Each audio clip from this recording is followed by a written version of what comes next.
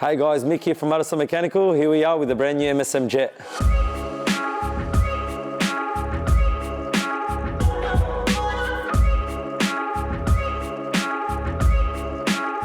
So obviously the story happened when I was in the hospital bed, when I rang Rob and I said, hey, are you a car? When I got home on the Saturday afternoon, the Sunday I got up, I walked up to the shed, I unlocked the door and I pulled her outside and I said, it's time to hand you over. To be honest with you, a lot of people messaged and called and said, mate, we're happy to help you get a new car for your customer. Mate, I was baffled. You couldn't get all the people to help you because you'd be upsetting someone else. But man, a lot of people have come on board, a lot of people have helped us. But mate, the amount of people that have helped, that have pushed, that have got it to where it is today baffles us. Like it's amazing.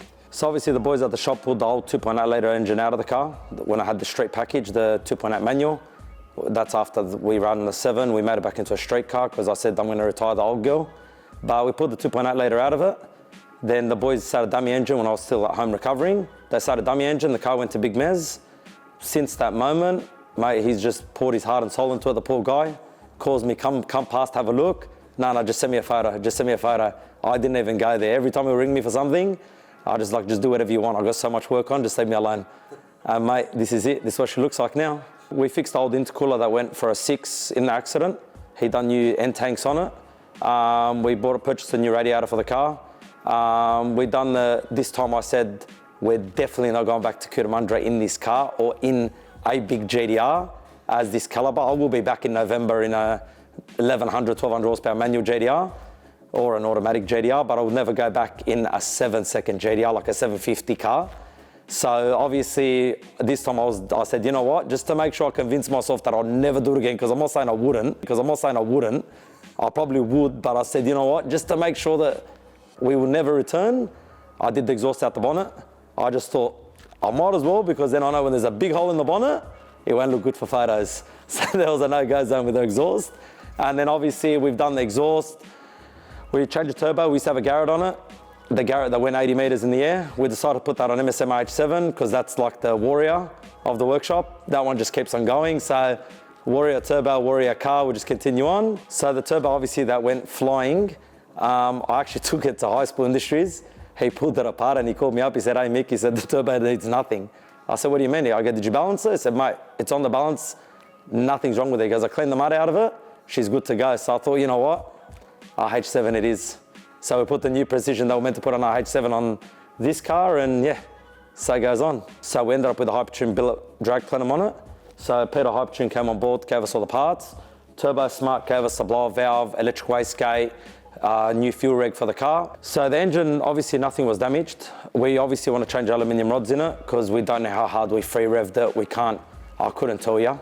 So obviously the engine, we're just gonna put a new set of rods in it, new bearings in it, put it back together. Gearbox, just top gear clutches, because I think the gearbox did go without oil for a while. So just going to get the gearbox freshened up and we're good to go. Other than that, it was Mickey Mouse. We got a dry sump tank on the car now. We got mounted.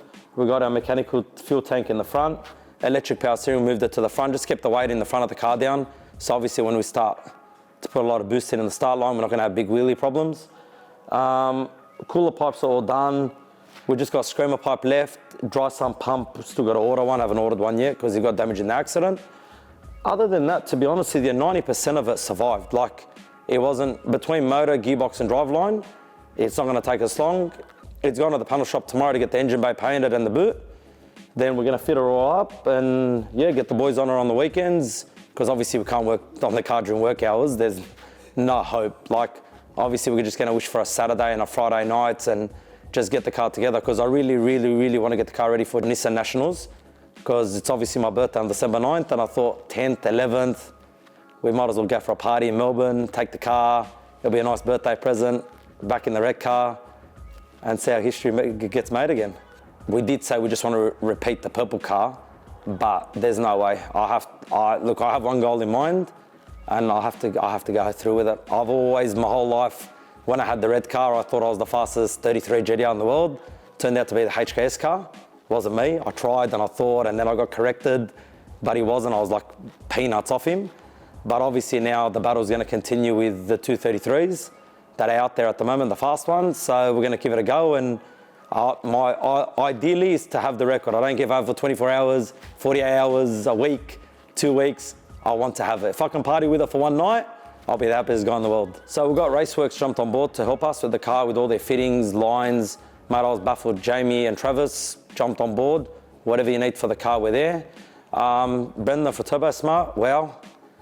Big Mez jumped on board. He's bent over backwards. There's stuff that I didn't even ask for on this car that he just done. Guy's a bit cuckoo in the head because he went a bit overboard, but I can't take it away from him. Credit's due when it's due. The car's wow. Hypertune, mate, he's always got our back, Peter and Mark. Fuel Tech Australia, and then next stop will be obviously from Andrew CWC, installed all the wiring loom out of the purple car because we already had everything. It was all there. So really there's no rewiring, there's really the only thing we've got to do is a couple of lines that got damaged. And obviously because we're changing over to Raceworks from what we used to have on the purple car, there's only lines and put it all back together. Like there's not, mate, you could say I reckon there's 2 or 3 days worth of work in it. Oh look, so obviously a Series 3 headlight, today's market is 10 to 15 grand. I would never make that mistake again. If I can rewind time, I would have pulled it off the car. I got a Motive headlight duct, driver's side one, just got my fiberglass guy Rob to block her off for us. We're gonna get my airbrushing guy out, make it look like a full Xenon headlight, and then put it back together. And obviously we got the passenger side one. I think this has been on the car Jamboree 2017, I think it was, when I took the car. This was like one of the prototype ones from back in the days. So what we're gonna do is we're gonna make them matching. So obviously get them airbrushed as close as we can to a Series 3 one. So obviously the car look, to be honest with you, the look always is on appearance on a car. It makes the car. Like it's not always just slap and go and hope for the best. To be honest with you, if I was to say to you how much work is really left in the car, if I didn't do any work on any car in my shop, which would never happen, because I'll probably get kidnapped or something. But obviously if I didn't work on any car and I worked on this car, I'm gonna say 3 or 4 days, 2 boys on it. Like there's not much on the car. Being from a car to a car, it's already fabbed, it's already wired. We've already got everything. Obviously the biggest part is parts these days, ever since COVID came in, waiting for parts. But at the moment, because we had everything out of the purple car, because everything was salvageable, we're not waiting on anything. We're not waiting on wiring, we're not waiting on fabrication, we're not waiting on powder coating, we're not waiting on, like everything's been done. It's like the car's been since Kuta Mantra's accident, would have been like maybe 6 weeks in the build to get fabbed and coated, which, look, it was obviously a side job to get done. We're in no rush for the car. But obviously to get the job to where it is, it's been a 6-week process. So obviously next step is for us to continue on, but obviously time is the biggest thing at the moment. We only got weekends. Like there's no, mate, the days of staying back every night till 2 a.m, they're gone. December, I'm gonna give it a go. I really, really would like to get the car there. It's my birthday and I'd love to have the red car there. Like that'd be my ultimate dream. Look, this is where we're at the moment. I promise you by the next video, we'll be fired up, ready to run and ready to go.